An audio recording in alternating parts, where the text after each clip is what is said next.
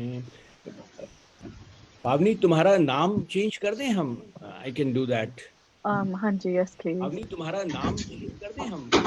Do that. Thank you. पावनी, तुम्हारा नाम, ये एको कहाँ से आ रही है? Thank you. तो ये एको कहाँ से आ रही है? ओ सॉरी सॉरी सॉरी। तो ये एको कहाँ से आ रही है? ओ सॉरी सॉरी। तो ये एको कहाँ से आ रही है? ओ सॉरी सॉरी। ये एको कहाँ से आ रही है? ओ सॉरी। Hello hello.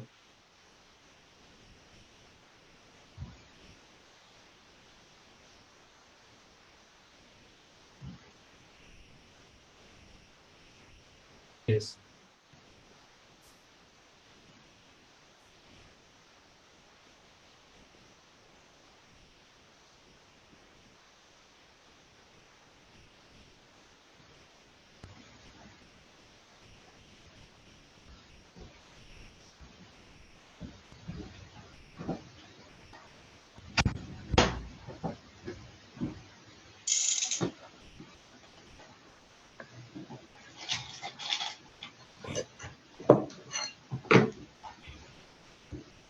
प्रकाश, शुरू कर सकते हैं हम लोग या किसी का? माधुरी जी दिख तो रही हैं, कैमरा उनका शायद ऑन नहीं है।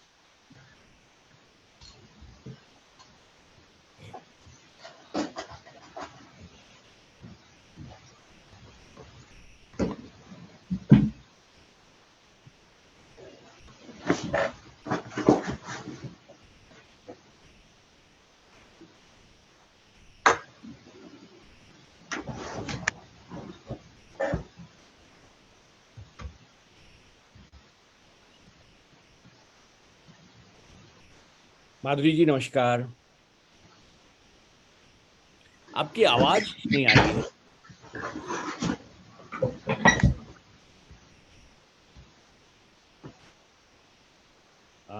आप म्यूट पर तो नहीं है, वॉल्यूम आपका शायद।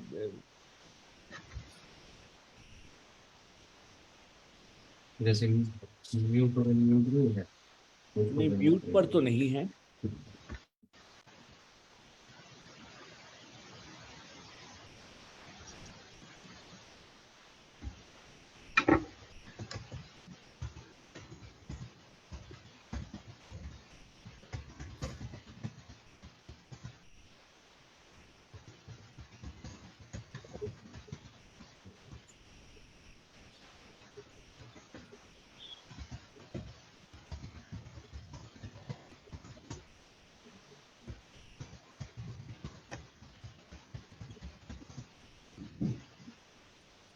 Hello hello hello.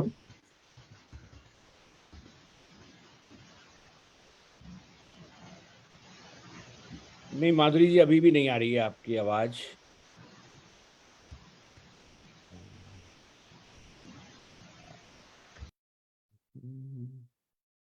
अब आप म्यूट हो गई हैं।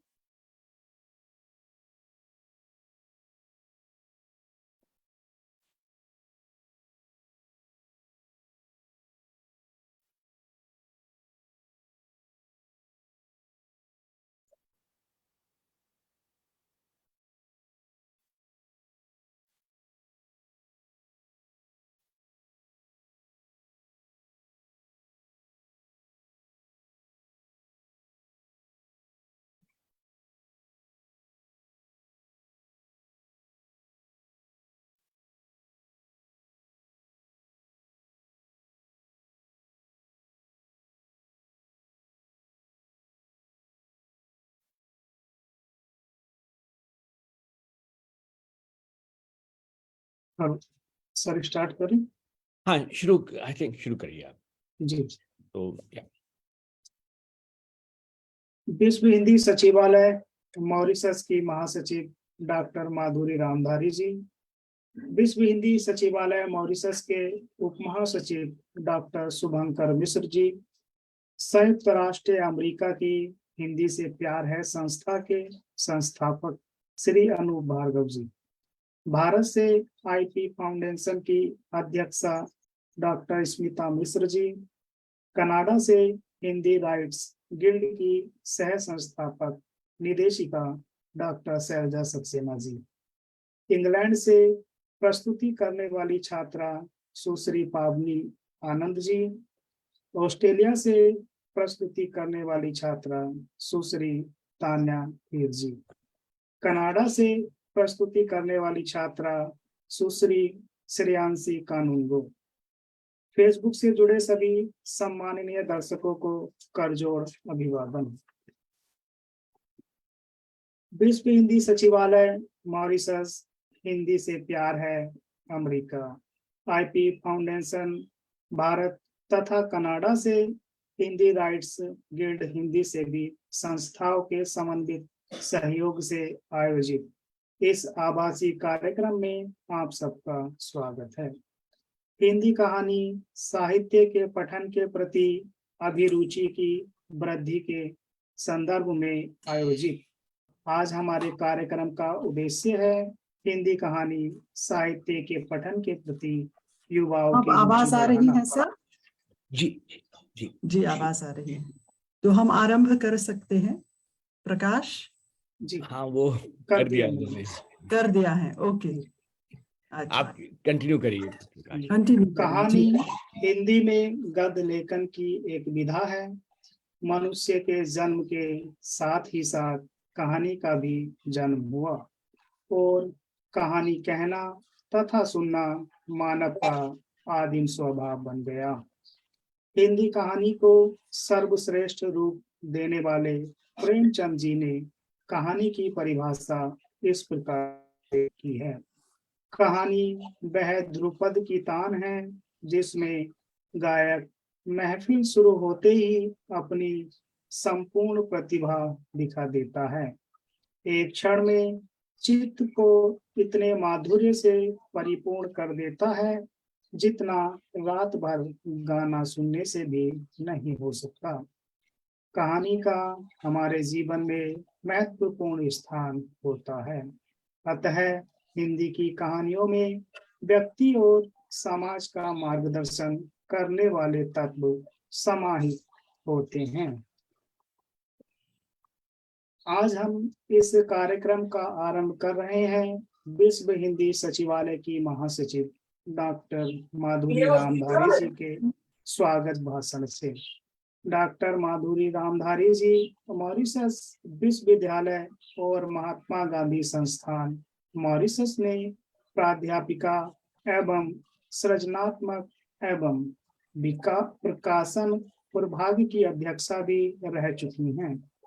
महासचिव बनने से पहले आपने 6 वर्ष उप महासचिव की भूमिका में राष्ट्रीय एवं अंतर्राष्ट्रीय मंच पर विश्व हिंदी सचिवालय को अधिक सक्रिय संस्था बनाया।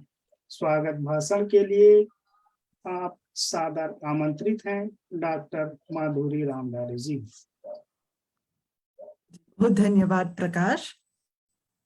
अध्यक्ष महोदया, कवयित्री, कहानीकार, लेखक एवं संपादक डॉक्टर उषा दीक्षित जी, हिंदी से प्यार है के संस्थापक श्री अनूप भार्गव जी, आईपी फाउंडेशन की अध्यक्षा doctor Smita Mishra ji, Hindi writers guild Canada की अध्यक्षा डॉक्टर शैलजा सक्सेना जी, आज के आभासी कार्यक्रम के युवा प्रतिभागी इंग्लैंड से कुमारी पावनी आनंद जी, ऑस्ट्रेलिया से सुश्री तान्या हीर जी और कनाडा से कुमारी श्रेयांशी कानूनगो जी, मंच संचालन कर रहे विश्व हिंदी सचिवालय के वरिष्ठ सहायक संपादक श्री प्रकाश वीर जी, अपनी उपस्थिति से कार्यक्रम का महत्व पुष्ट करने वाले सभी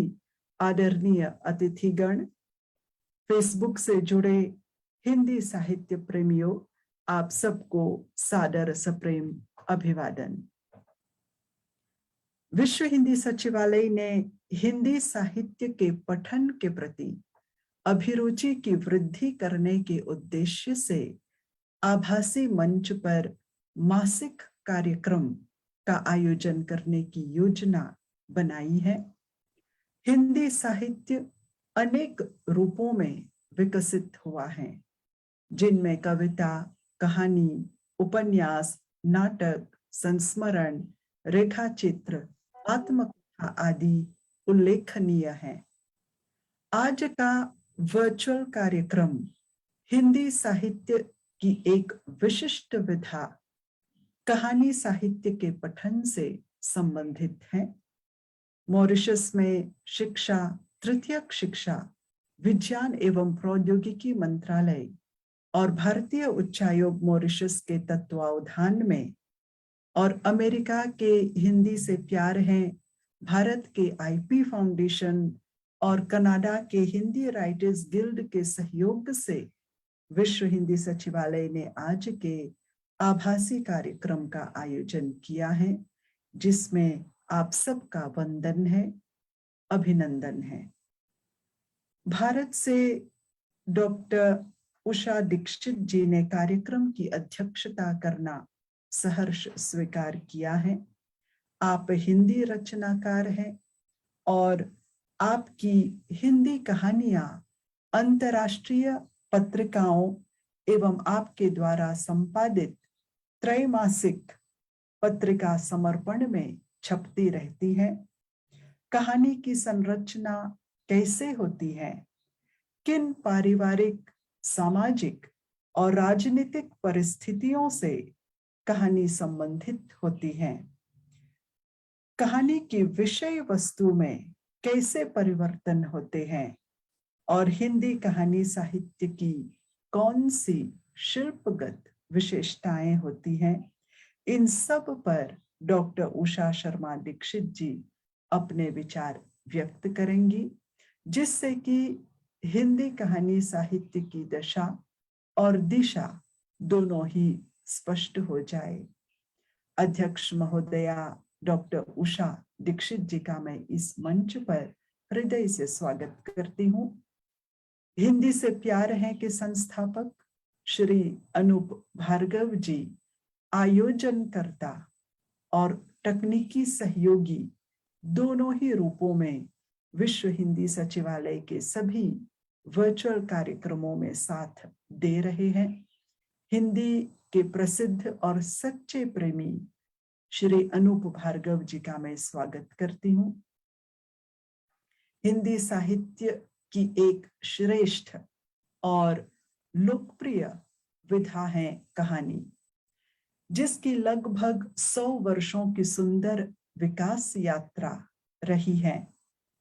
शिक्षा और साहित्य के प्रसार के साथ ही कहानी विधा का विकास हुआ। हिंदी कहानी साहित्य का महत्व क्या है और हिंदी कहानी साहित्य को पढ़ना और समझना युवा वर्ग के लिए क्यों उचित और लाभप्रद है, विषय प्रवर्तन में डॉक्टर स्मिता मिश्र जी और समापन अभ्युक्ति में डॉक्टर शैलजा सक्सेना जी इन पर प्रकाश डालेंगी। आईपी फाउंडेशन भारत की अध्यक्षा डॉक्टर स्मिता मिश्र जी और हिंदी राइटर्स गिल्ड कनाडा की अध्यक्षा डॉक्टर शैलजा सक्सेना जी का मैं स्वागत करती हूँ। मुझे यह जानकर खुशी हुई कि इस कार्यक्रम के युवा प्रतिभागी कुमारी पावनी आनंद, जो 12 साल से लंदन में हैं और लॉ का अध्ययन कर रही हैं, वह हिंदी कहानीकार अमृता प्रीतम की कहानियों को पढ़ती रहती हैं।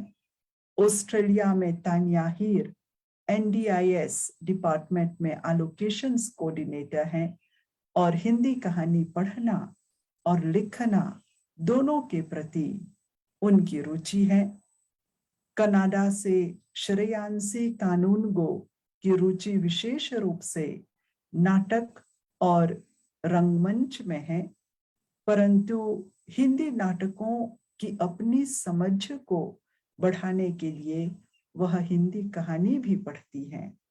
इससे स्पष्ट होता है कि अध्ययन क्षेत्र या कार्य क्षेत्र भले ही भिन्न हो, फिर भी हिंदी कहानी साहित्य से युवा पीढ़ी जुड़ी हुई है।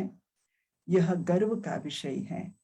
मैं आशा करती हूँ कि हिंदी कहानी साहित्य का रसास्वादन करने की युवाओं की प्रवृत्ति बढ़ती जाए, प्रबलतम हो जाए। इसी आशा के साथ आप सबका कार्यक्रम में दिल से स्वागत है। आपके ध्यान के लिए धन्यवाद। ट्वीट ला दो। विश्व हिंदी सचिवालय की महासचिव डॉक्टर माधुरी रामधारी जी को उनके इस प्रेरणादायक संदेश के लिए हार्दिक धन्यवाद। आज के कार्यक्रम का विषय परिवर्तन डॉक्टर स्मिता मिश्र जी के वक्तव्य के साथ किया जा रहा है। आप आईपी फाउंडेशन की अध्यक्षा हैं। आपने हिंदी का संकलन एहसास की रचना की। आपने रचना संसार पत्रिका की शुरुआत की। आपका स्त्री उपन्यास प्रकाशनाधीन है। आपने पृथ्वी सेवा संस्थान की स्थापना की, जो गरीब लड़कियों की सामूहिक शादी कराना, गरीब बच्चों की पढ़ाई का खर्च उठाना व असहाय लोगों की सहायता करना आदि कार्य संपन्न करता है। आप महिलाओं पर घरेलू अत्याचार को रोकने के लिए आवाज उठाती रही हैं। आपने प्राकृतिक चिकित्सा के क्षेत्र में भी अपना बहुमूल्य योगदान दिया है। आपको विश्व हिंदी संस्थान कनाडा के अंतर्राष्ट्रीय सम्मेलन 2018 में साहित्य रत्न सम्मान, यूनिवर्सिटी ऑफ टोरंटो से हिंदी साहित्य के लिए सम्मान, आईपी फाउंडेशन के गौरव सम्मान, लिटिल स्टार सोसाइटी से काव्य पाठ के लिए सम्मान से सम्मानित किया गया है। हिंदी के प्रति आपके समर्पण तथा सेवा भाव के प्रति नमन। आइए सुनते हैं भारत से डॉक्टर स्मिता मिश्र जी को, जो कि आईपी फाउंडेशन की अध्यक्षा भी हैं। आपका स्वागत है डॉक्टर स्मिता मिश्र जी।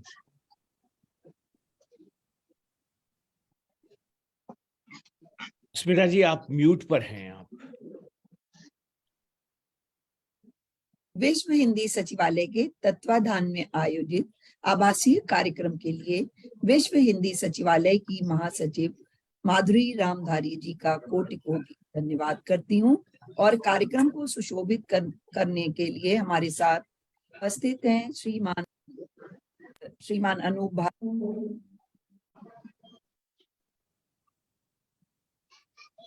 स्मिता जी, आप फिर से म्यूट हो गई हैं।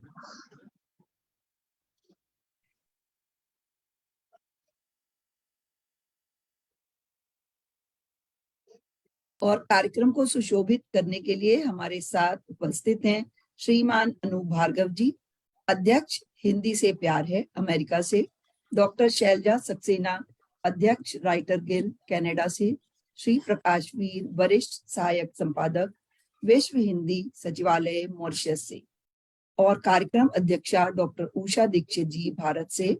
आप सभी का इस कार्यक्रम में स्वागत है। इसके साथ ही विभिन्न देशों से सम्मिलित युवाओं का इस कार्यक्रम में हार्दिक स्वागत है। इंग्लैंड से भावनी आनंद, ऑस्ट्रेलिया से तान्या हीर, कनाडा से श्रेयांशी कानूनगो। आज की चर्चा का विषय है हिंदी कहानी साहित्य के पठन के प्रति अभिरुचि में वृद्धि। पठन के इस संदर्भ में मेरा ये कहना अतिशयोक्ति नहीं होगा कि कहानी अनंत काल से गद्य साहित्य की सबसे अधिक पसंदीदा विधा रही है। कृष्ण की लीला की कहानी हो या राम के प्रताप की महिमा, सब हमने कहानी के रूप में ही तो प्राप्त की है। बहुत पुराने वक्त से कहानी कही और सुनी जा रही है। छत्रपति शिवाजी की माता ने भी तो उन्हें कहानियां सुनाकर ही छत्रपति बना दिया था। कहानी के एक माध्यम है जो पढ़ने वाले का संपूर्ण जीवन को बदल सकती है। कहानी साहित्यकारों का सशक्त हथियार है। सौदागरों और राहगीरों के माध्यम से कहानियां समस्त संसार में घूमती रही हैं। भारत में अपना परचम लहराने वाले क्रूर अशोक उपागुप्ता के उपदेशों से अहिंसा के पथ का अनुसरण करने लगे। भारत के स्वतंत्रता संग्राम में तत्कालीन साहित्य की भी अहम भूमिका रही। अपनी कहानियों से अंग्रेजों द्वारा किए जाने वाले हर प्रहार पर वार करता था साहित्यकार करतार सिंह सराबा के लेखन में हजारों भारत के लाल अपनी माटी के लिए निछावर होने को तैयार हुए थे। कहानी की साहित्य के विकास में महत्वपूर्ण भूमिका रही है। कहानी युवा पीढ़ी को धर्म, नीति, व्यवहार, न्याय, तर्क, विवेक, संकल्प और कल्पना शक्ति सिखाती है। वह उन्हें कब और कैसे निर्णय लेना है, व्यवहार करना है, सब ज्ञान देती है। भारतीय साहित्य में बहुत से साहित्यकारों की लेखनी का पुण्य प्रताप परिलक्षित होता है। सबकी तो चर्चा करना संभव नहीं है, लेकिन युवावस्था में जिन कहानियों ने हमारे अंतर्मन को झकझोर कर रख दिया था, उन्हीं में से एक कहानी चंद्रधर शर्मा गुलेरी जी की है। उसने कहा था, गुलेरी जी की लेखन शैली वार्तालाप की शैली है, जहां वे किस्सा बयानी के लहजे में सीधे पाठक से मुखातिब होते हैं। उसने कहा था, कहानी की भाषा भी एकदम सीधी और सपाट है। ये कहानी प्रथम विश्व युद्ध की पृष्ठभूमि में लिखी एक मार्मिक कहानी है। ये कहानी अधूरे प्रेम और त्याग को बयान करती है। कहानी का मुख्य पात्र प्यार की खातिर अपनी जान की परवाह नहीं करता। वह बरसों बाद अपनी प्रेमिका से मिलता है। वो अब किसी और की ब्याहता है। वह अपने पुत्र और पति की रक्षा का वचन लेती है। लैला सिंह अपने वचन के खातिर अपनी जान पर खेल कर उसकी रक्षा करता है।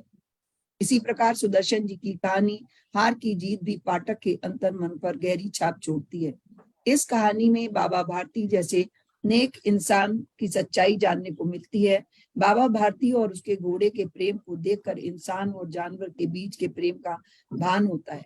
इस कहानी में एक तरफ खड्ग सिंह डाकू जो किसी भी कीमत पर घोड़े को हड़प लेना चाहता है, वहीं दूसरी तरफ बाबा भारती जो अंत तक मानवता का दामन थामे रहते हैं। सुदर्शन जी की कहानियों का मुख्य लक्ष्य ही समाज व राष्ट्र को स्वच्छ व सुदृढ़ बनाना रहा है। चीफ की दावत, भीष्म साहनी जी की एक अद्भुत कहानी। साहनी जी की कहानी चीफ की दावत का मुख्य पात्र श्यामनाथ अपने चीफ को दावत पर बुलाता है। साहनी जी ने स्पष्ट शब्दों में लिखा है, घर के सभी पुराने बेकार सामान को अलमारी के पीछे और पलंग के नीचे छुपाया जा चुका था। फिक्र थी तो बस अम्मा की। कहानी का हर वाक्य बहुत ही सटीक ढंग से लिखा गया है। कहानी पाठक को अंत तक बांधे रहती है। हर पल उत्सुकता बढ़ती जाती है। साहनी जी ने इस कहानी में मध्यम वर्गीय समाज के खोखले और दिखावटीपन को बारीकी से दिखाया है। साहनी जी ने श्यामनाथ के माध्यम से शिक्षित युवा पीढ़ी पर करारा व्यंग कसा।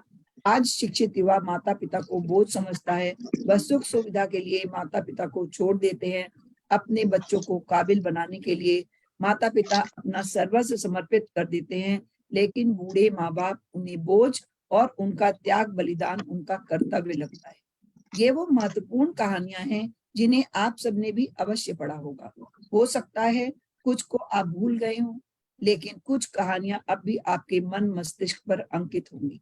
ये कहानियां केवल कल्पना की उड़ान नहीं है, ये मानव जीवन के स्वाभाविक प्रवृत्तियों का गंभीर और रोचक वर्णन है।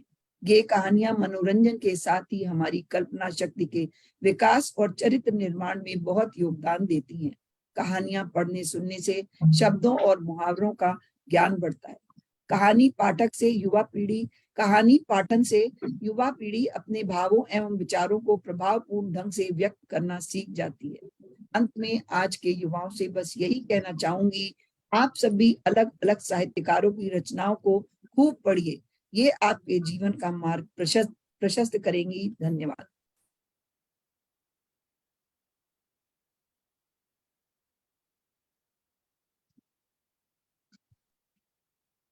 आपकी इन सुंदर शब्दों के लिए हम आपके आभारी हैं महोदया, धन्यवाद। इस बात में कोई दो राय नहीं है कि हम जितना पढ़ते हैं हमारा जीवन उतना ही संवरता है और पढ़ने लिखने की इच्छा का बीजारोपण होता है छात्र जीवन से ही।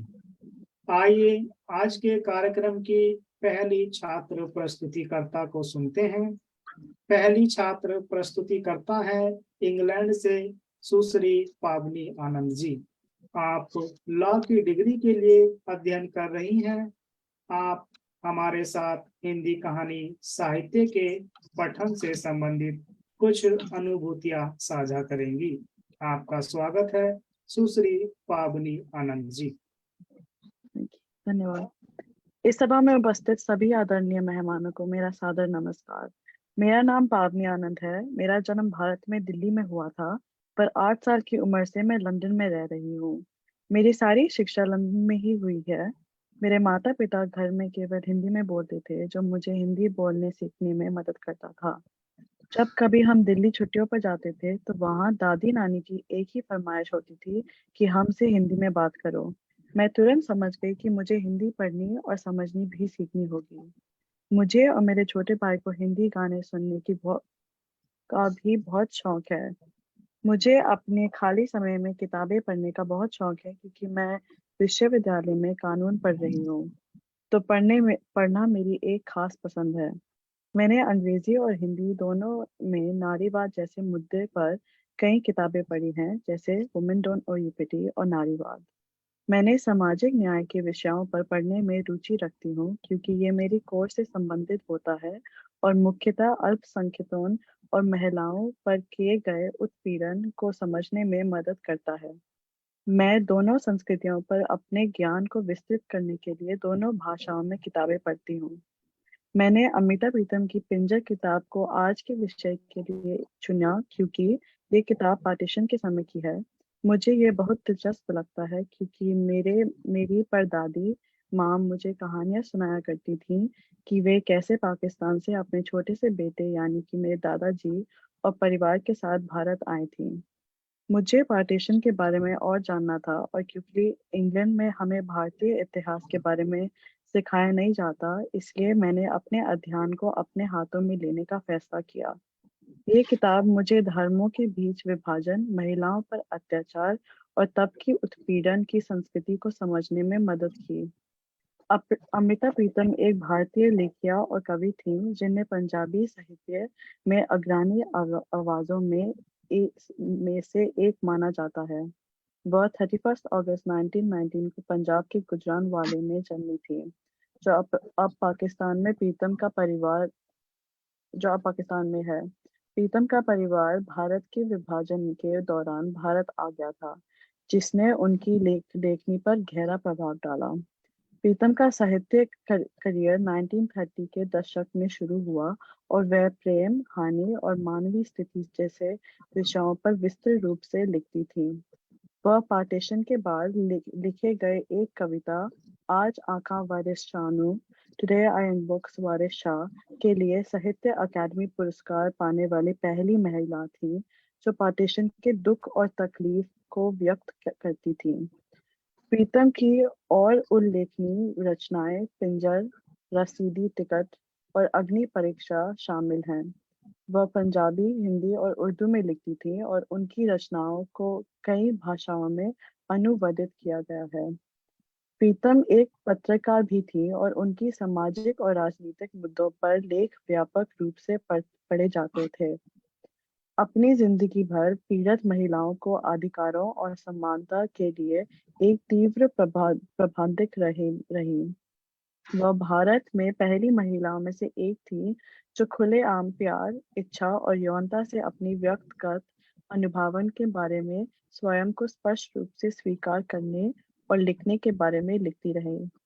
उनकी लेखन कभी भी तंत्र और उत्तेजक थी, जो पारंपरिक सामाजिक नियमों को चुनौती देती थी। पिंजर एक शक्तिशाली कहानी है, जिसे मशहूर पंजाबी लेखक अमिता प्रीतम ने लिखा है। इस पुस्तक में भारत के पार्टीशन के समय व्यापक रूप से उपस्थित अस्तित्व, जेंडर, सांप्रदायिक टेंशन और विस्थापन जैसे विषयों पर विस्तार से विवेचित किया गया है। कहानी एक युवा लड़की पूर्व के चारों तरफ हुए दंगों में एक मुस्लिम आदमी द्वारा अपहरण की जाती है, और बाद में उसके परिवार द्वारा बचाया जाता है। पुस्तक में पूर्व के संघर्षों का वर्णन किया गया है, जो अपने मुस्लिम अपहरण करते अपने हिंदू परिवार के बीच फंस जाती है। साथ ही सामने लोगों के जीवन पर विभाजन के प्रभाव को भी दर्शाती है। पिंजर में खोजे गए मुख्य विषयों में से एक विषय पहचान का है। पुस्तक में ये विचार उजागर किया गया है कि पहचान निर्धारित नहीं होती और फ्लूइड जो बदलती है हो सकती है।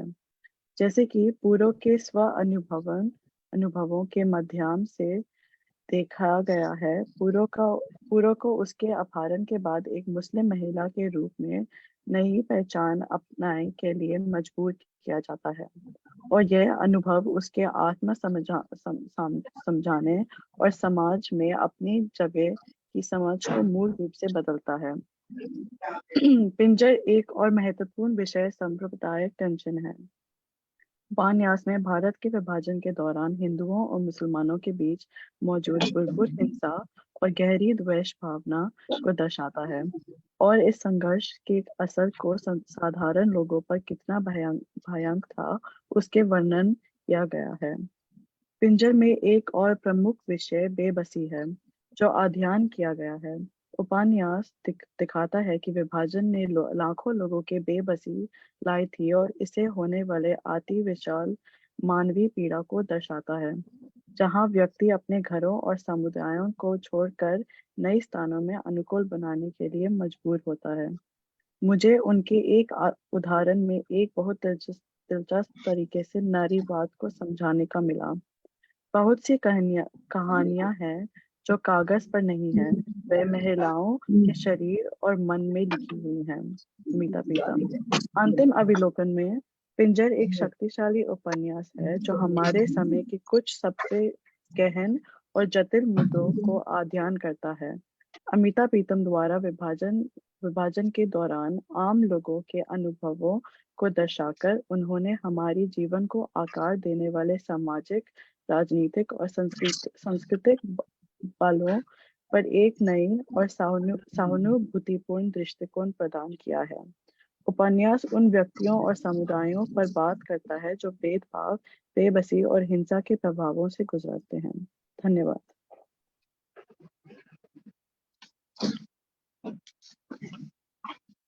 इंग्लैंड से इस कार्यक्रम में भाग लेने वाली छात्रा सुश्री पावनी आनंद जी को पिंजर कहानी के संक्षिप्त जानकारी देने के लिए धन्यवाद।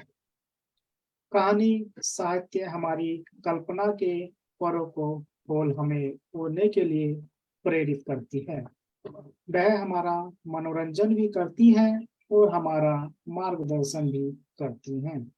अब हमें हिंदी कहानी साहित्य में अपनी रुचि के विषय में बताने आ रही हैं ऑस्ट्रेलिया से सुश्री तान्या हीर जी। सुश्री तान्या हीर जी, आपका स्वागत है।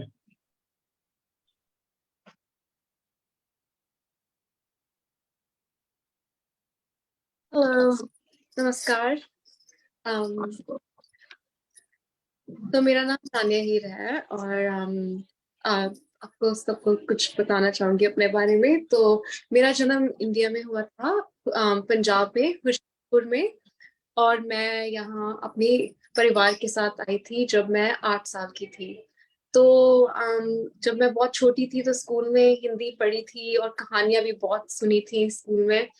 तो कई कहानियां साथ रह जाती हैं, जैसे कि मुझे बहुत सारी कहानियां याद है जो स्कूल में पढ़ी थी। तो उसकी वजह से जब मैं यहाँ आई तो यहाँ पे तो हिंदी का सब्जेक्ट तो नहीं था, तो घर पे मम्मी के साथ कहानियां पढ़ना या खुद गूगल पे जाके कहानियां पढ़ना और बुक्स खरीदना हिंदी में, उसमें मेरा बहुत शौक रहा। क्यों बहुत सारे रीजंस हैं इसके लिए, पर इंडिया से जुड़े रहना मेरे लिए एक बहुत ही इम्पोर्टेंट चीज है, क्योंकि मैं वहां से ही आई हूँ। अगर आप कहीं और चले जाते हैं तो आप जहाँ से आप आए वो नहीं भूल सकते, क्योंकि आप बस नहीं भूल सकते। तो आज मैं अपने प्रिय लेखक चंद्रधर शर्मा गुलेरी जी के बारे में थोड़ा बताऊंगी पहले, फिर आपको उनकी एक कहानी भी सुनाऊंगी। तो उनके बारे में बताने के लिए, उनका जन्म 1883 में जयपुर में हुआ था। उनकी माँ का नाम लक्ष्मी देवी था और उनके पिता का नाम शिवराम शास्त्री था और वो वहां के राजा के ज्योतिषी थे, जो कि एक बहुत बड़ी बात थी। और उनका जो नाम है गुलेरी, वो हिमाचल प्रदेश से आता है, क्योंकि वहां पर गांव है, जगह का नाम है गुलेर। तो वहाँ वो अपने नाम के पीछे गुलेरी इस्तेमाल करते थे। तो चंद्रधर शर्मा जी ने अपनी पढ़ाई घर से की थी, और उसके बाद उन्होंने अपनी बीए पास की थी इलाहाबाद यूनिवर्सिटी से। तो उसके बाद उन्होंने अपनी एमए भी की थी। तो उन्होंने जीवन में बहुत ही कहानी थी, पर उनकी सबसे ज्यादा मशहूर कहानी है, उनकी सबसे ज्यादा मशहूर कहानी रही है उसने कहा था। ऐसी कहानी है जो एक जो फौजी के बारे में है, जो उनका नाम था लहना। तो उन में है और उनके प्रेम के बारे में है। बट ये सिर्फ एक प्रेम कहानी नहीं है, इसमें इसमें फर्स्ट वर्ल्ड वॉर की लड़ाई भी दिखाई गई है। इस कहानी में जैसे उन्होंने दिखाया है, जैसे डिस्क्राइब किया है, आपको ऐसे लगता है कि आप कहानी के अंदर हैं। जैसे उन्होंने लैंग्वेज यूज की है, जैसे उन्होंने हिंदी यूज किया, उसमें डिस्क्राइब किया, एटमॉस्फेयर को डिस्क्राइब किया है, आपको ऐसे लगता है कि आप भी स्टोरी में हो। तो ये स्टोरी कुछ ऐसी है कि लैना सिंह एक बार एक दुकान पे होता है, जहाँ पे वो मिलता है एक लड़की से। तो वो लड़की से एक महीने के लिए कभी कभी मिल लेता है दुकान पे। तो वो उससे पूछता है उसकी शादी के बारे में, कुड़माई के बारे में, सॉरी। तो वो लड़की हमेशा उस बात को ठुकरा देती है। पर एक दिन वो लड़की बता देती है कि उसकी कुड़माई हो गई है। तो उसकी वजह से जो लहना सिंह होता है, वो घर जाने वक्त बहुत ही डिस्ट्रप्शन क्रिएट करता है। तो उसके बाद वो मतलब अपनी लाइफ में, अपनी जिंदगी में आगे बढ़ जाता है, और बढ़ते बढ़ते भूल भी जाता है कि ये लड़की भी है और या थी। तो वो अपने फर्स्ट वर्ल्ड वॉर में शामिल हो जाता है, और वहां पे बहुत ही ज्यादा बहादुरी दिखाता है। जैसे हमको पता है कि फौजी बहुत बहादुर होते हैं, पर जैसे लहना सिंह का एटीट्यूड था वो लड़ाई में, वो बहुत बहुत ही ज्यादा बहादुरी दिखाई थी कि जब कुछ चोट भी लग गई तो किसी के सामने ज्यादा नहीं दिखाते थे कि उनको दर्द भी हुआ है या कुछ तकलीफ है। तो ये कहानी में बहुत दिखाया गया है कि उनकी बहादुरी दिखाई गई है, और आपको पता चलेगा कि अंत में जो होता है उसमें ही कितनी बहादुरी है। तो अम, लहना सिंह जी जब वापस आते हैं तो उनको एक चिट्ठी आती है।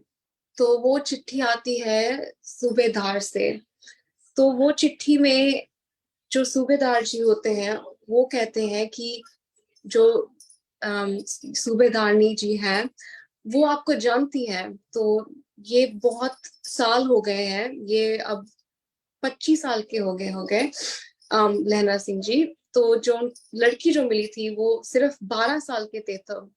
तो वो जब उनसे फिर से मिलते हैं सूबेदारनी, जो अंत में हमको पता चलता है वो सेम लड़की है जो उनको वो दुकान पे मिली थी, जिनके साथ उनको प्रेम हुआ था बचपन में। वो उनसे कहती है कि जो आप अगली लड़ाई में जाओगे तो उसमें मेरा बेटा भी शामिल है, और उनके हस्बैंड भी, उनके पति।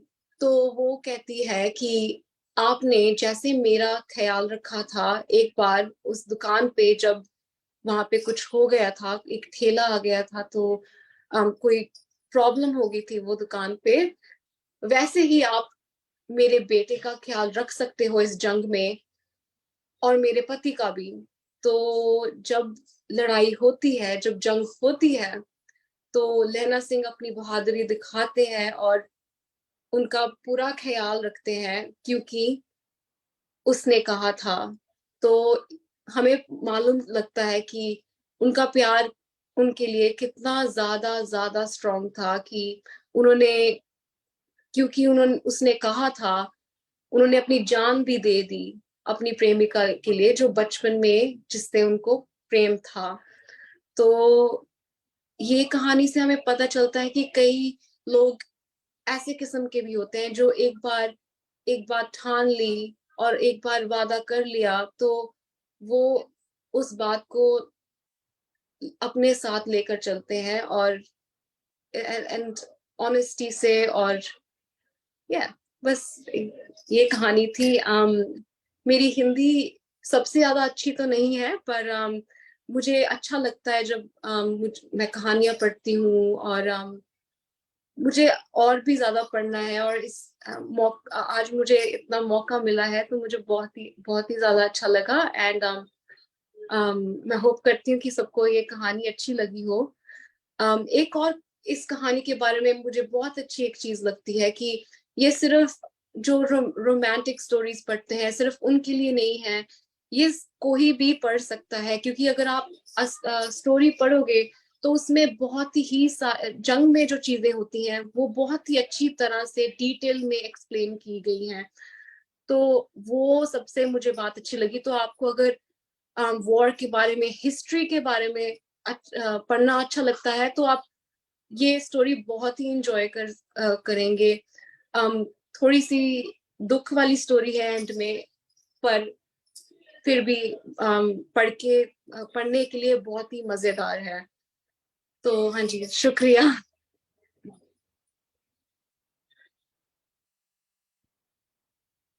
हेलो।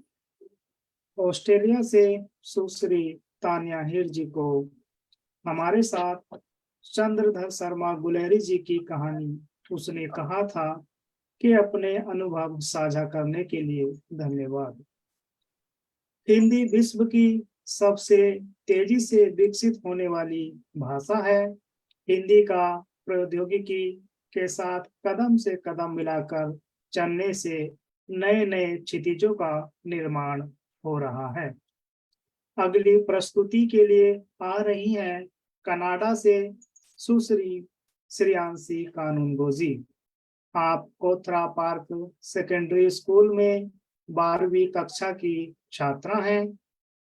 आप वर्तमान में ड्रामा आर्ट हाई स्कूल में नाटक की भी पढ़ाई कर रही हैं और यूनिवर्सिटी ऑफ टोरंटो में नाटक का भावी अध्ययन करने की आपकी योजना है। आपने कई हिंदी और उर्दू के नाटकों में अभिनय भी किया है।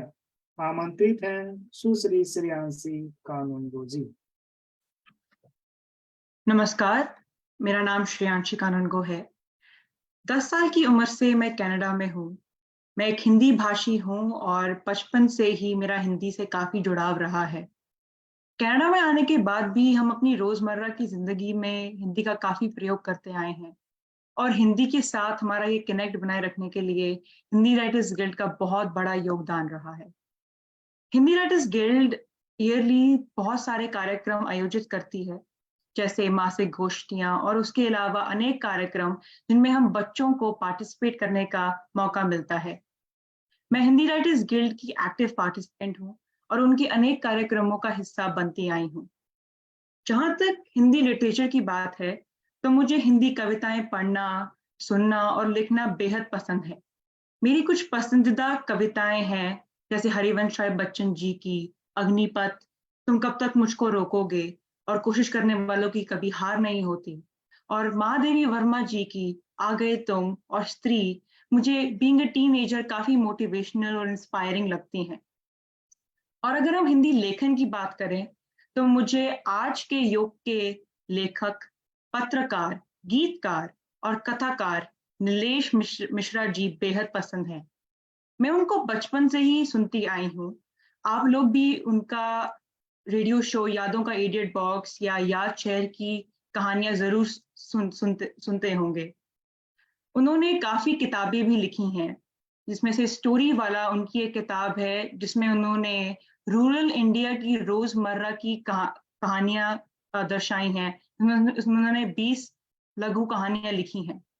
वो एक गीतकार भी हैं और उन्होंने हिंदी सिनेमा को काफी गीत दिए हैं, जैसे कि कृष्णा कॉटेज से बेपनाह प्यार और फिल्म बर्फी से मेरा पसंदीदा गाना क्यों ना हम तुम चले टेढ़े मेढ़े से रस्तों पे नंगे पांव रे, और ऐसे कई और गीत।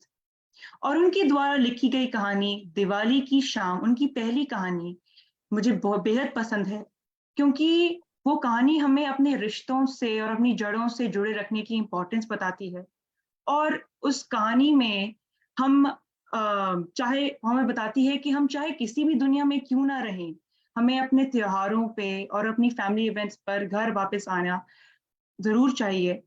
और कनाडा में मैं एक थिएटर आर्टिस्ट हूँ और पिछले 3 साल से मैं हिंदी थिएटर ग्रुप सावित्री के साथ जुड़ी हुई हूँ और उनके साथ मैंने अनेक लघु नाटक भी किए हैं, जैसे खोसा का घोंसला और भूख, ध्वज और रिसेंटली हैप्पी एनिवर्सरी डार्लिंग। मुझे हिंदी में अपने कैरेक्टर के साथ जुड़ना अच्छा लगता है, क्योंकि मुझे लगता है कि हिंदी में मैं अपने कैरेक्टर के साथ इमोशनली कनेक्ट कर पाती हूँ और अपने आप को एक्सप्रेस कर पाती हूँ। और मैं अंत में यही कहना चाहूंगी कि मैं हिंदी राइटर्स गिल्ड की बहुत शुक्रगुजार हूँ कि उन्होंने हम बच्चों को ये प्लेटफॉर्म दिया कि हम हिंदी के साथ कनेक्ट कर पाएं और ऐसे ही कार्यक्रमों में भाग लेते रहें। धन्यवाद।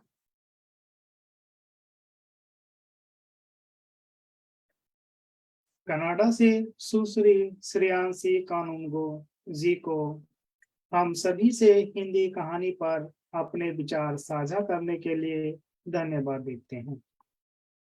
पठन पाठन में कहानियों की विशेषता तथा जीवन में हिंदी कहानी साहित्य की उपयोगिता पर प्रकाश डालते हुए अध्यक्षीय भाषण देंगी डॉक्टर उषा दीक्षित जी।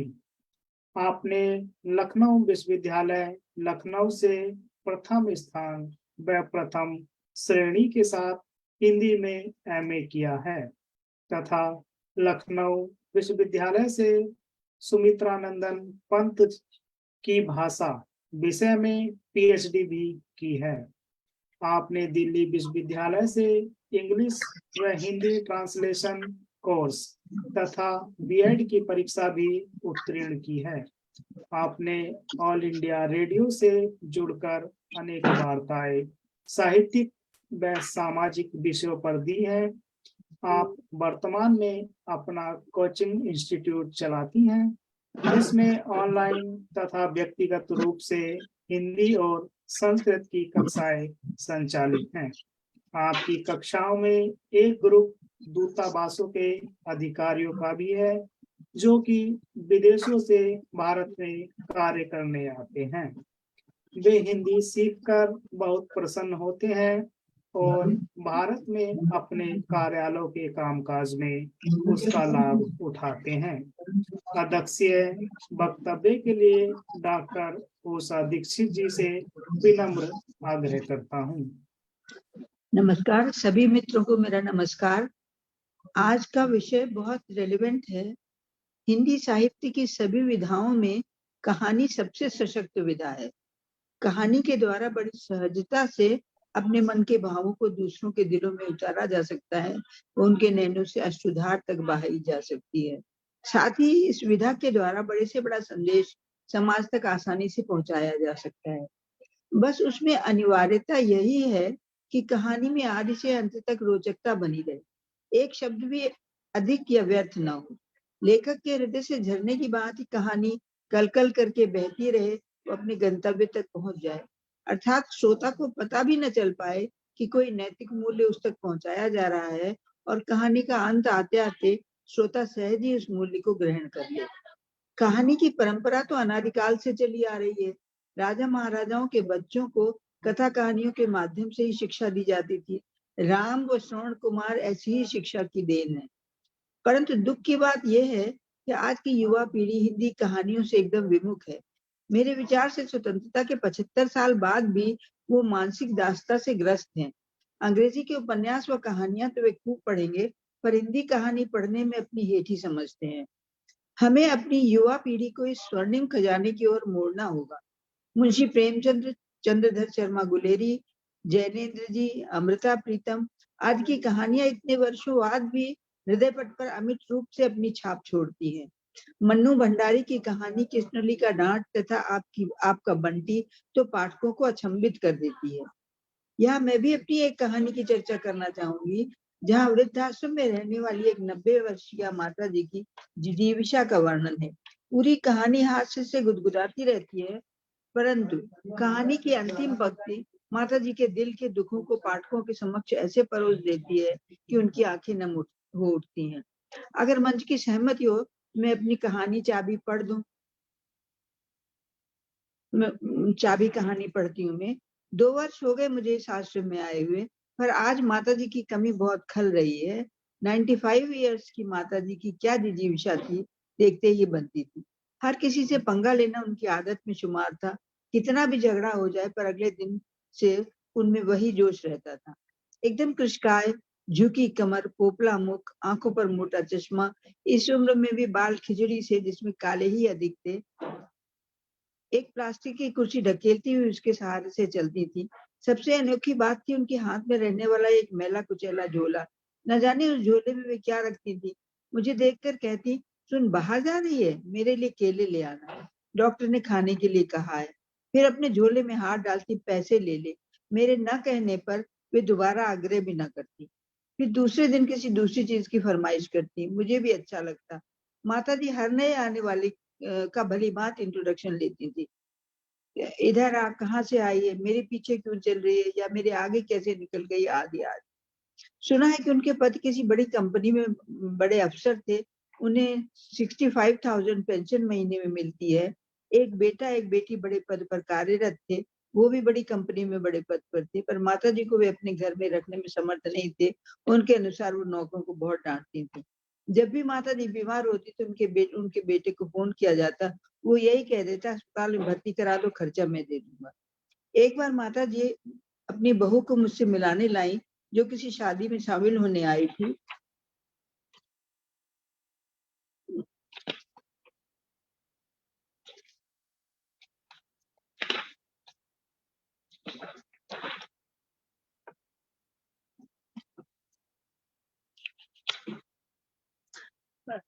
माता जी थी, उनका दिल पत्थर तो था नहीं, इंसान का था। मुझसे पूछने लगी, तूने मेरी बहू से पूछा कि जब मैं बीमार थी तो वो क्यों नहीं आई? इतना दर्द छिपाया आश्रम में घूमती, लड़ती झगड़ती रहती। शायद अपनी मन की पीड़ा छुपाने का यही एक उपाय था उनके पास। आश्रम में जब भी कोई कार्यक्रम होता तो बिना कहे जबरदस्ती माता जी टप्पे गीत खूब जोर की आवाज में गाने लगती, नृत्य भी करती। पर कमरे की चाबी एक मैले रुमाल में बांधे मैले झोले में रखे रहती थी। हजार लोग हजार बातें करते थे। कोई कहता माता जी उसमें पान मसाले की पुड़िया रखती है, कोई कहता अखबार रखती है, पर झोले का रहस्य केवल माता जी को ही पता था। एक बार माता जी बहुत बीमार पड़ गई। उनके बेटे को खबर की गई। सुबह से आश्रम के अधिकारी माता जी के बहू बेटे की प्रतीक्षा कर रहे थे। किसी तरह वे आ जाएं और आश्रम वाले माता जी से छुट्टी पा सके। शाम 7 बजे माता जी की सजी धजी बहू बड़ी सी कार में आई। वो किसी भी हाल में माता जी को नहीं ले जाना चाहती थी, और माता जी भी जाना नहीं चाहती थी। आश्रम वाले माता जी से पीछा छुड़वाना चाहते थे। अंत में माता जी को व्हील चेयर से लाकर गाड़ी में बिठा ही दिया गया। हम सब आए उन्हें विदा करने। मुझसे खूब गले मिली, आशीषों से दामन भर दिया। फिर बात आई चाबी देने की। अभी भी माता जी चाबी वाला झोला अपने सीने से चिपकाए थी। माता जी से चाबी मांगी जा रही थी, पर वे समझ कर भी ना समझ बनी रही। सबसे कहती, जाओ देखो ताला ठीक से बंद है, खींच कर देखना। तब बहू ने बेटे से फोन पर बात कराई। बेटे ने कहा चाबी दे दो। तब जितने दुख से झोले के हैंडल में बंधे गंदे रुमाल में से चाबी खोलकर आश्रम के अधिकारियों को पकड़ाई, वो दृश्य तथा माता जी की व्यवस्था भुलाए नहीं भूलती।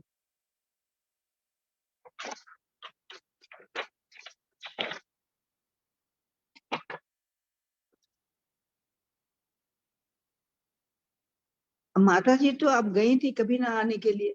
आश्रम की दरों दीवार उदास थी, हम सब भी उदास थे, पर माता जी तो चली गई। उन्हें गए बहुत दिन हो गए, पर उनके घर से न तो कभी किसी का फोन आया, न ही वो लौटी। एक दिन हम सब ने उनके घर फोन किया तो नौकरों से पता चला कि माता जी तो यहाँ आने के दूसरे दिन ही चल बसी थी। उनके होठों पर आखिरी शब्द थे, मेरी चाबी। तो ये कहानी यहाँ पर खत्म होती है। यहीं से मैं पुनः विषय पर आती हूँ, तो यही पाती हूँ कि हिंदी कहानी लेखकों की कहानियों में नैतिक मूल्यों के हिसाब से जो ये कहानियां हैं वे किसी महाभारत या रामचरितमानस से कम नहीं है। युवा वर्ग हिंदी कथा साहित्य में क्यों रुचि नहीं लेता, इसका कारण खोजना होगा। हमें गहराई में जाकर उनकी रुचि जागृत करनी होगी। बचपन से ही उन्हें हिंदी कहानियों की पुस्तकें पढ़ने को देनी चाहिए। ग्रीष्मावकाश में पुस्तकालयों का सदस्य बना देना चाहिए ताकि वे हिंदी कहानियां पढ़ सके। आज के परिवेश में युवा वर्ग ये सोचता है कि इसमें उनके भविष्य की संभावनाएं नहीं है, पर अब ऐसा नहीं है। Hindi FM, pocket FM, radio मिर्ची, प्रतिलिपि आदि हिंदी कहानियों के लिए अच्छे धरातल हैं। नीलेश मिश्रा भी यंग लेखकों के लिए अच्छे अवसर प्रदान कर रहे हैं। इसलिए गर्व से कहो कि हम हिंदी में रुचि रखते हैं। अब निराश होने की आवश्यकता नहीं है। इस सब के अलावा कहानियां अब भी अपना अस्तित्व बनाए हुए हैं। पूजा पाठ में होली, दीपावली, करवा चौथ जैसे त्योहारों पर कथाएं कही जाती हैं, जो घर के सभी सदस्य साथ बैठकर सुनते हैं, और ये कहानियां एक पीढ़ी से दूसरी पीढ़ी तक स्थानांतरित होती चली जाती हैं। अंत में मैं यही कहूंगी कि कहानी एक विधा ही नहीं है, अपितु एक समृद्ध ज्ञान कोश है, क्योंकि इसमें लेखक सिर्फ समस्याएं ही नहीं बताते, उसका समाधान भी बताते हैं, जिससे हमारे युवा लाभान्वित होंगे। उन्हें हमारे इस साहित्य को पढ़कर उनका उच्चतर मानसिक विकास होगा और वो अधिक संतुलित जीवन जीने में समर्थ होंगे। इसी आशा के साथ अपनी बात समाप्त करती हूँ कि हिंदी कहानी का भविष्य उज्जवल है और युवा पीढ़ी के आगे आने से और उज्जवल होगा। अभी मैंने तान्या हीर, पावनी आनंद और सुश्री श्रेयांशी कानूनगो की बातें सुनी। तो पहले मैं तान्या हीर की बात करती हूँ। ऑस्ट्रेलिया में जन्मी तान्या हीर जी के हिंदी प्रेम के बारे में पता चला उनकी बातों से। उनके परिवारिक जनों ने उन्हें बराबर ऐसा वातावरण दिया कि हिंदी के प्रति उनका प्रेम बढ़ता गया। उनके मॉडलिंग व अभिनय में रुचि है, ये जानकर अच्छा लगा। चंद्रधर शर्मा गुलेरी जी की कहानी उसने कहा था एक प्रेम की अमर कथा है, उस पर तान्या हीर जी ने व्यापक प्रकाश डाला है। ये जानकारी भी मिली कि श्री गुलेरी जी के जन्म स्थान का नाम गुलेर था, इस कारण वे अपने नाम के साथ गुलेरी लगाते थे। फिर उसने कहा था कि अतिरिक्त गुलेरी जी ने अंग्रेजी में भी ग्रंथ लिखा था, ये बहुत कम लोगों को ही पता है। प्रेम, कर्तव्य व बलिदान की अमर कथा उसने कहा था के बारे में तान्या हीर जी ने विवेचना की है, जो बहुत मूल्यवान। अब हम पावनी आनंद जी पर आते हैं। पावनी आनंद जी ने बड़े अच्छी तरह से अपने विचार व्यक्त किए हैं। उन्होंने अमृता प्रीतम की प्रसिद्ध कथा पिंजर को लिया है और उस पर विस्तृत प्रकाश डाला है। पावनी जी की परिस्थितियों, उनकी शिक्षा दीक्षा तथा उनकी हिंदी भाषा के प्रति प्रेम व लगन के बारे में भी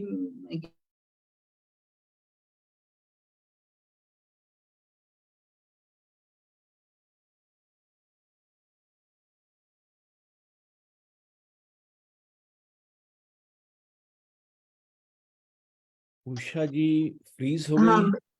एक मिनट, लाइट चली गई। जी जी एक मिनट।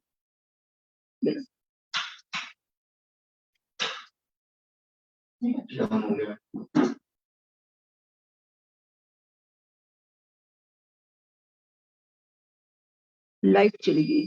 जी जी जी, आपकी आवाज तो वैसे आ रही है ठीक। हाँ, सुन, वो क्यों नहीं, इन्वर्टर क्यों नहीं चल रहा है?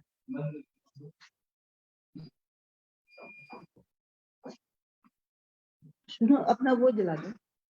हाँ चला रहा फोन चला। हाँ, मेरा फोन है क्या? जल्दी लाओ, तुम अपना लाओ, प्रदीप अपना फोन का जरा बोल रहा फ्लैश ले जाओ, इधर लाओ।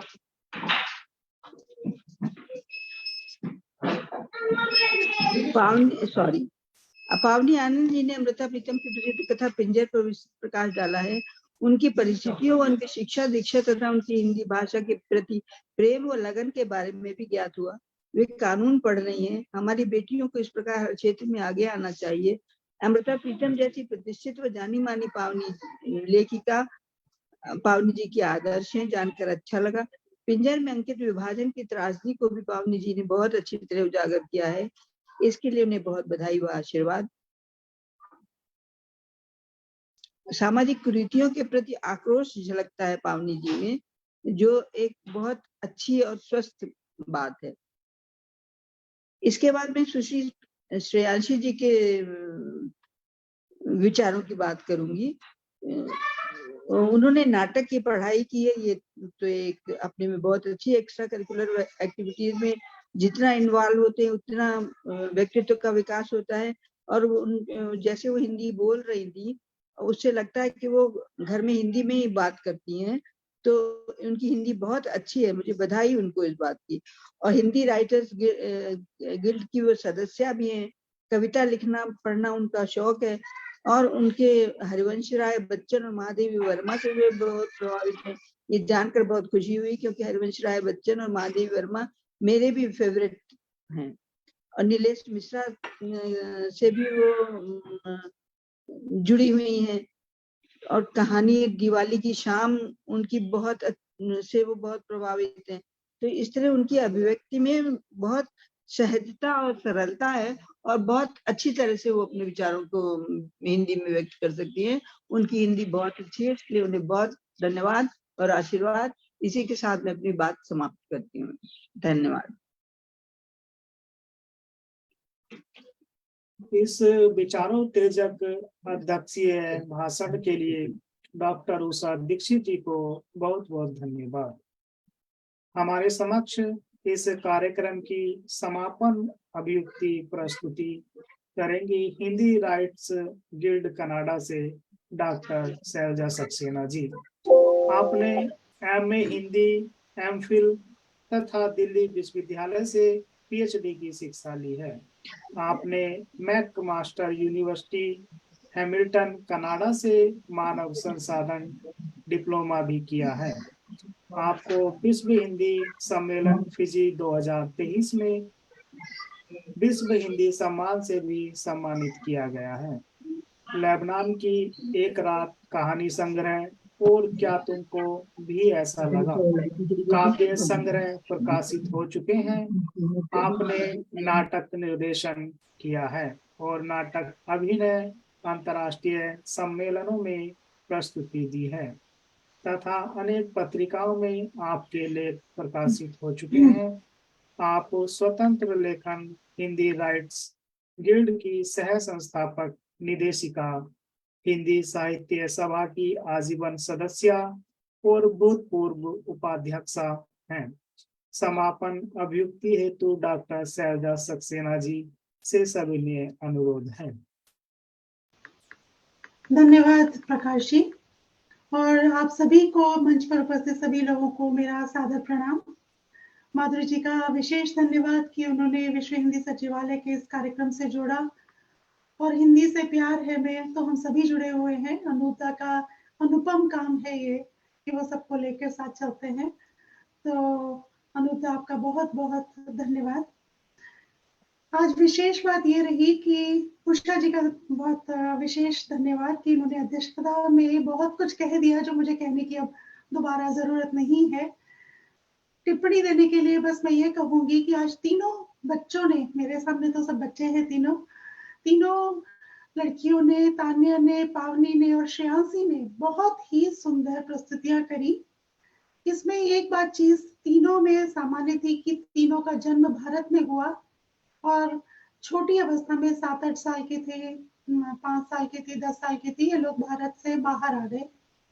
माधुरी जी, आज आपने अनजाने ही ऑस्ट्रेलिया, यूरोप और कनाडा, विश्व के मानचित्र के 3 कोनों को समेट के एक पूरा आपने एक सीधी रेखा खींच दी, और हम लोगों ने 3 देशों के 3 तरुण, हमारी जो हिंदी प्रेमिकाएं कहना चाहिए, हिंदी प्रेमी विद्यार्थिनी हैं, उनको आपने जोड़ा। पावनी ने बहुत सुंदर तरीके से पिंजर की बात करी। मुझे ये अच्छा लगा कि तीनों ही लड़कियां कहानी पढ़ते समय उसमें अपने जीवन की, अपने माता पिता के जीवन की, अपने दादा दादी के जीवन की बातों को कहीं ना कहीं उनसे जुड़ रही है। यानी कहानी तब प्रभावित करती है जब वो व्यक्ति के जीवन की किसी घटना या संवेदना से जुड़ी हुई होती। तो पावनी ने और तान्या ने और श्रेयांशी ने जो 3 कहानीकार चुने, उन तीनों कहानीकारों को चुनने और उनकी कहानी विशेष को चुनने के पीछे उन्होंने अपने कारण स्पष्ट किए कि इन कारणों से वो किस प्रकार से जुड़ी हैं। जैसे कि पावनी पिंजर में जो समस्या उन्होंने बताई कि किस प्रकार की समस्याएं, कई समस्याएं बताई, बहुत अच्छा लगा उनका विवेचन कि उन्होंने जो विस्थापन की बात कही और उसमें अपने दादा दादी के विस्थापन, पाकिस्तान के हिस्सों से भारत आ जाने की बात से वो जुड़ी। फिर इसी तरीके से तान्या ने बताई कि प्रेम का जो भाव है, उदात्त भाव है, वो लहना सिंह के उस भाव से वो जुड़ी। और श्रेयांशी ने कहा कि दिवाली की रात में, कि तीज त्योहार इत्यादि में हम किस प्रकार से अपने जीवन को फिर भी भारतीय संस्कृति और भारतीय मूल्यों से जोड़े रख सकते हैं, वो बात उन्हें नीलेश मिश्र की कहानियों में अच्छी लगी। तीनों ही लड़कियां बहुत मेधावी हैं, हिंदी से जुड़ी हैं, कहानियां पढ़ रही हैं, नाटक कर रही हैं। इनसे एक ही बात कहूंगी कि आप तो अपना पढ़ना लिखना चलाते ही रहिएगा, आप लोग हिंदी में लिखना भी शुरू कीजिए और इन लिखे हुए को भेजना भी शुरू कीजिए। हिंदी से प्यार है में भेजिए या हमारे यहाँ साहित्य कुंज में भेजिए, क्योंकि जब आप लोग लिखेंगे तो आप लोग बाकी लोगों को भी प्रेरणा देंगे। आप अपने पसंद के कहानीकारों की जो आज आपने प्रस्तुतियां की, आप उन्हें हमें भी भेज सकते हैं, उसको लिख करके एक एक पन्ने में, और उसे हम छापना चाहेंगे ताकि वो आप अपनी जो पूरी जनरेशन है, अपनी पीढ़ी है, उसके लिए आप एक प्रेरणा का काम कर रही हैं। हिंदी से आप खुद तो जुड़ी हैं, आप बाकी लोगों को भी जोड़ेंगी, तो एक बड़ा समूह आपके साथ तरुण हिंदी प्रेमियों का बन जाएगा और आगे बढ़ेगा। माधुरी जी, आप ये काम बहुत अच्छा कर रही हैं विश्व हिंदी सचिवालय से जोड़ने का। इन सबके फोन नंबर और ईमेल ले लीजिएगा ताकि हम सभी लोग अपनी अपनी जगहों पे बैठे हुए अपनी अपनी संस्थाओं से इन बच्चों को जोड़ सकें और इनके इस हिंदी प्रेम को न केवल हम आगे बढ़ा सकें बल्कि आगे फैला भी सकें। तो तीनों को बहुत बहुत बधाई, क्योंकि अध्यक्षा जी ने बहुत कुछ पहले से इन बच्चों की तारीफ कर दी थी और उनके बारे में बताया था। बस मैं एक बात कहूंगी कि धीरे धीरे बोलो, बहुत कोई हड़बड़ी नहीं है, जल्दी नहीं है बोलने की। 7 मिनट का समय है, बहुत बड़े बड़े शब्द ना भी आपने बोले हिंदी के प्रस्तुति करने में, घबराओ मत बिल्कुल, क्योंकि प्राय बच्चे घबरा जाते हैं कि हमें हिंदी का बड़ा शब्द बोलना है, अंग्रेजी में लिख के। जिस भाषा में आप घर में आप हिंदी बोल ही रही है तो आप वही बोलती रहिए और आराम से तसल्ली से बोलिए, हम सब सुनने के लिए आपको तैयार हैं। आप सबका बहुत बहुत धन्यवाद। हिंदी राइट्स गिल्ड कनाडा से शैलजा सक्सेना जी को इन प्रेरणादायक शब्दों के लिए कोटि से धन्यवाद। अब हम इस आभासी कार्यक्रम के अंत में पहुंच चुके हैं। सभी संस्थाओं के अधिकारियों तथा छात्र प्रतिभागियों को धन्यवाद देने के लिए मैं हिंदी से प्यार है के संस्थापक श्री अनु भार्गव जी को आमंत्रित कर रहा हूं। हृदय से कवि और व्यवसाय से कंप्यूटर सलाहकार रहे हैं। आपका जन्म राजस्थान में हुआ। बचपन से ही हिंदी साहित्य और विशेषकर कविता में आपकी रुचि रही। आपको विदेश प्रसार सम्मान तथा विश्व हिंदी सम्मान से भी सम्मानित किया जा चुका है। हिंदी से प्यार है के संस्थापक श्री अनु भार्गव जी। धन्यवाद प्रकाशवीर जी। अंत में बोलने में यही होता है कि जो मैं बोलना चाहता था वो लगभग सब कुछ बोला जा चुका है, तो मेरा काम थोड़ा सरल हो गया है। तो मैं बस इतना ही कहूँगा कि मुझे धन्यवाद देने का काम दिया गया है, तो मैं बड़ा संक्षेप में सबसे पहले तो माधुरी रामधारी जी को मैं बधाई देना चाहूँगा इस परियोजना को शुरू करने के लिए, क्योंकि जो नई पीढ़ी है उसमें साहित्य के प्रति रुचि जगाना, इसमें कोई दो राय नहीं हो सकती, बहुत ज़रूरी है। और हमारी आशा है कि इस परियोजना से वो बच्चों में हर विधा में, जिसमें हमने आज कहानी लिया, फिर हम साहित्य की और विधाएं भी लेंगे, कविताएं, नाटक, एकांकी, संस्मरण।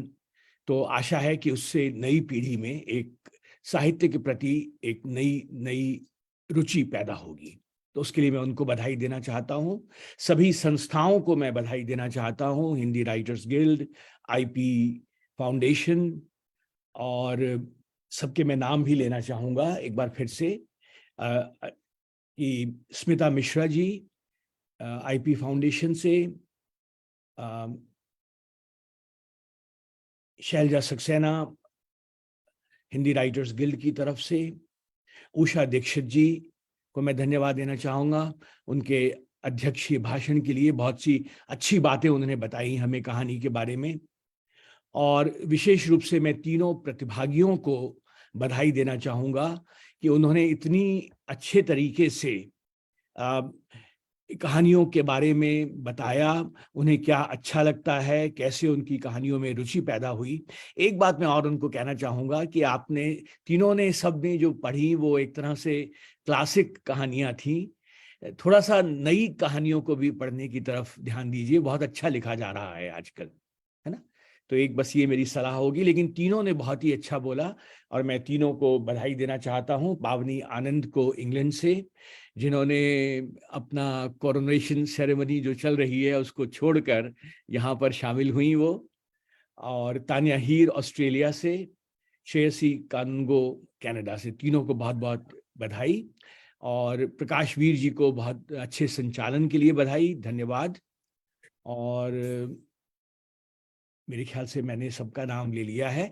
और मैं बस यही कहूँगा कि ये जो हम लोगों ने शुरुआत की है माधुरी जी ने, कि सभी संस्थाओं की, विश्व में फैली सभी संस्थाओं के साथ मिलकर काम किया जाए, तो उस पर मैं जोर देना चाहूँगा। विश्व हिंदी सचिवालय एक केंद्र बन सकता है हम सबको आपस में जोड़ने के लिए।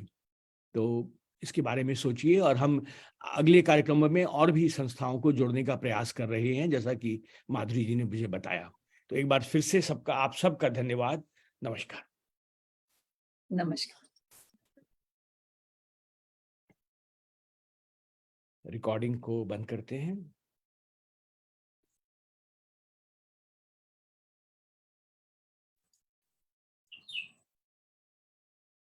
श्री अनु भार्गव जी को भी बहुत धन्यवाद, पग पग पर सहयोग दे रहे हैं।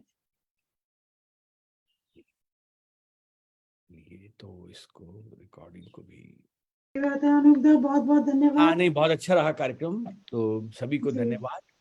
और सभी ने, बच्चों ने अच्छा बोला, ये बढ़िया। हाँ, नहीं, बड़ा अच्छा सबने। चलिए बंद किया जाए इसको। नमस्कार जी, नमस्कार। नमस्ते, मेरा भी प्रणाम। मैं अभी अभी जुड़ी, पर सुना मैंने।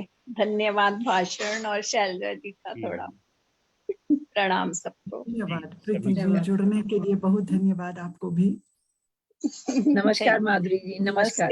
नमस्ते माधुरी जी, बड़े दिन बाद आपको देखना मिला। हाँ, बहुत अच्छा लगा। आप जुड़ती रहिएगा हर कार्यक्रम। हाँ जरूर, बिल्कुल जुड़ूंगी, बिल्कुल जुड़ूंगी। धन्यवाद।